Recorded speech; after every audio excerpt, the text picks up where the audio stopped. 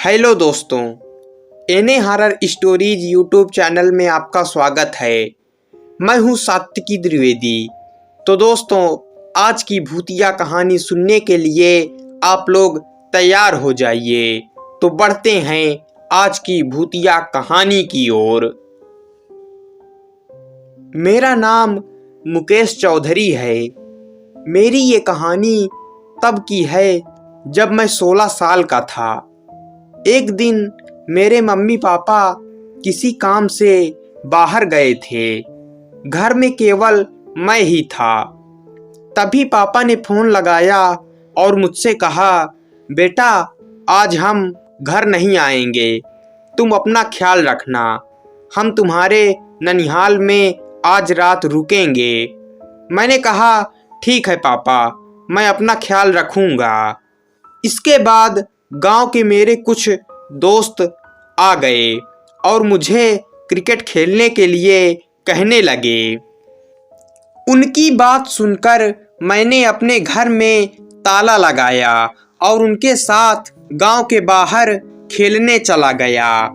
वहां पर पहुंचने के बाद मैंने अपने घर की चाबी वहीं पेड़ पर टांग दी और मैच खेलने लगा। कुछ देर बाद शाम हो गई और हम वापस गांव लौट आए।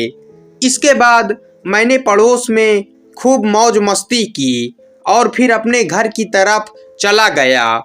तब तक बहुत रात हो चुकी थी। घर के दरवाजे पर जब मैं पहुंचा तो मुझे याद आया कि घर की चाबी मैं वहीं पेड़ पर भूल आया हूँ। इसके बाद मैं अपने पड़ोसी की टार्च लेकर उस पेड़ के पास अपनी चाबी लेने चला गया। फिर मैं वहां पहुंचा और चाबी लेकर घर आने लगा। तब तक रात के 10 बज चुके थे। जब मैं गांव की तरफ जा ही रहा था तभी मुझे रास्ते में एक औरत दिखी। वो औरत लाल रंग की साड़ी पहने थी। मैं उसके पास से जब गुजर रहा था तभी उसने मुझसे कहा, भैया तुम मुझे जीत सिंह के घर तक छोड़ दोगे क्या? मैं उन्हीं के घर जा रही हूँ, लेकिन मुझे उनका घर मालूम नहीं है। उसकी बात सुनकर मैंने कहा, हाँ क्यों नहीं, चलो मेरे साथ। इसके बाद वो औरत मेरे साथ चलने लगी। फिर कुछ दूर तक चलने के बाद मेरे पैर में एक कांटा चुभ गया। मैं वहीं पर बैठकर अपने पैर से कांटा निकालने लगा। तभी मेरी नज़र उस औरत के पैरों की तरफ गई। मैंने देखा कि उस औरत के पैर उल्टे थे। इतना देखने के बाद मैं बहुत डर गया और थर थर कांपने लगा और मैं समझ गया कि ये कोई औरत नहीं बल्कि एक डायन है। इसके बाद वो औरत बोली, लगता है तू मुझे जान गया है कि मैं कौन हूँ। इसके बाद उस औरत ने घूंघट अपना उठा लिया।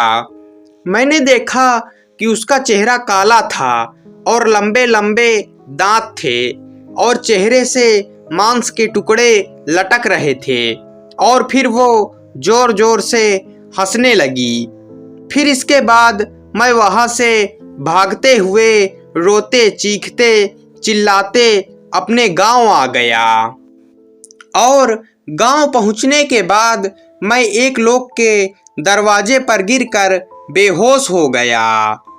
अगले दिन जब मुझे होश आया तो मैं अपने घर पे था और मेरे मम्मी पापा मेरे पास खड़े थे।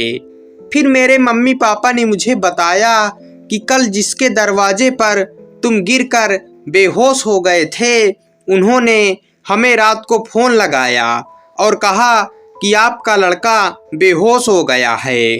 इसलिए हम रात को ही वहाँ से आ गए और अब तुम हमें बताओ कि कल तुम बेहोश कैसे हो गए थे।